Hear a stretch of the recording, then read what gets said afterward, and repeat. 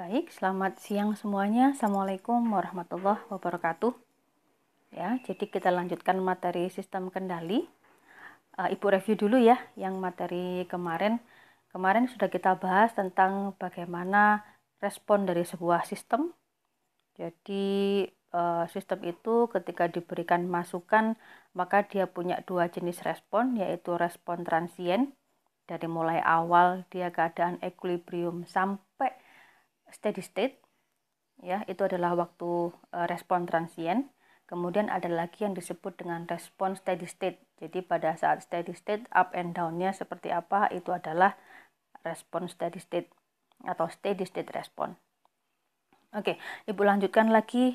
Materi berikutnya adalah bagaimana kita menganalisa kestabilan dari sebuah sistem. Tentunya sistem yang kita inginkan ini bersifat stabil kan gitu ya. Kita tentunya kita menghindari sistem-sistem yang sifatnya adalah tidak stabil. Oke, kita masuk ke definisinya dulu wis. Apa itu sistem stabil dan apa itu sistem yang tidak stabil?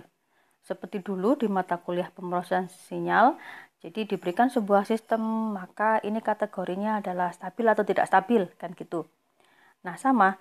Jadi cara ngeceknya adalah ketika sebuah sistem itu Anda berikan bounded input dengan bounded itu ada batasnya ya, jadi 0 sampai 10 misalkan. Respon yang diberikan dari sistem yang stabil sifatnya juga bounded. Ya, jadi misalkan contohnya respon dari sebuah sistem itu ketika semakin kita perbesar inputnya gitu ya sampai batas tertentu dikatakan stabil jika kemudian mulai stabil ya, jadi responnya menurun mendekati steady state. Sedangkan kalau sifatnya adalah tidak stabil, maka kita berikan inputan tertentu, tambah lama dia tambah membesar gitu ya, enggak stabil. Kita tidak bisa melihat boundednya berapa gitu ya. Itu adalah sistem stabil versus non stabil. Oke, Anda dulu di mata kuliah apa dulu ya? Pemrosesan sinyal kalau tidak salah. Anda sudah belajar tentang bagaimana caranya mengatakan sebuah sistem itu stabil atau tidak stabil. Ya, jadi sebuah sistem itu atau di sistem linear dulu ya, antara sistem linear atau pemrosesan sinyal. Oke, jadi sebuah sistem itu dikatakan tidak stabil. Anda kan biasanya sistem itu Anda punya transfer function-nya kan gitu ya. Anda masih ingat kalau yang atas ini adalah numeratornya atau pembilangnya, Anda bisa mencari zero kan gitu ya. Kemudian yang bagian bawah ini penyebutnya Anda bisa nyari polnya. Zero atau pol itu kan akar-akarnya.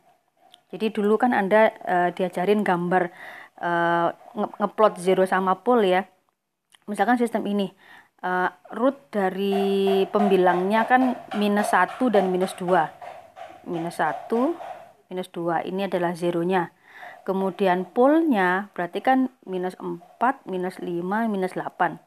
-4, -5, -8. Kan gini dulu ya diajarinnya. Zero itu simbolnya bulat. Kalau pol ini X kan gini.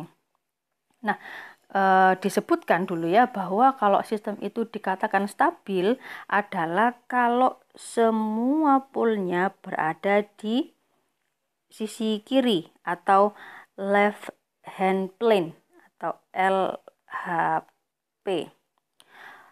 Begitu ada sebuah pole yang berada di 0, di titik 0 ya, atau bahkan di titik positif kayak gini, maka sifatnya pasti adalah unstable.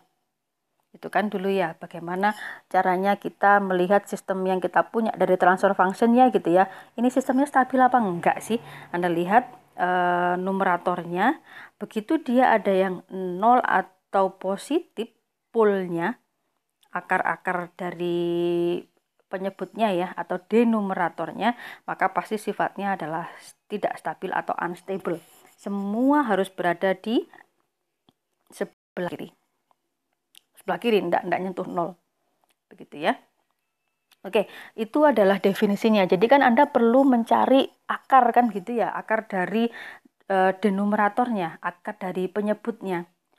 Nah, masalahnya misalkan bagaimana kalau denumeratornya atau penyebutnya itu pangkatnya tinggi. Anda kan ya capek gitu ya, ngitung, mencari rootnya, mencari akarnya.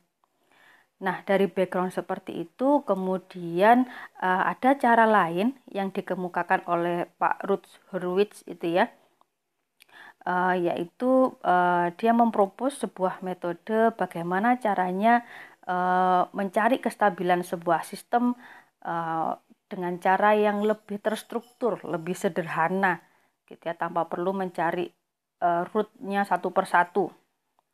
Ya, jadi itu akan Ibu jelaskan di video berikutnya ya. Jadi masih introduction ya.